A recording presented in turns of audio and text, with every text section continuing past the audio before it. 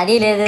పైగా నా విగ్రహాన్ని కొనడానికి పెళ్లి సంబంధాల్లో పిల్లని చూడడానికి వెళ్ళినట్టు పొలోమను 10 మంది వెళ్తారు. అందులో ఒకడికి ఆ బొమ్మ నచ్చిందని, ఇంకోటికి ఈ బొమ్మ నచ్చిందని. నా కర్మ ఏంటంటే అక్కడ ఉన్నవన్నీ నా బొమ్మలే. మళ్ళీ తీరా 10 మందికి ఒక బొమ్మ నచ్చాక అమ్మేటోడు అలుసుగా తీసుకొని 10,000 15,000 అని బాంబు పేలుస్తాడు. ఎందుకురా బాబు ఇంత రేట్ అంటే కలకత్తా నుంచి తెప్పించాం అంటాడు. నాకు అర్థం కానిది ఏంటంటే ఎక్కడైతే నేను కలకత్తా నుంచి అయితే నాకన్నా మొనగాడు వస్తాడా, అక్కడ కూడా నేనే కదా.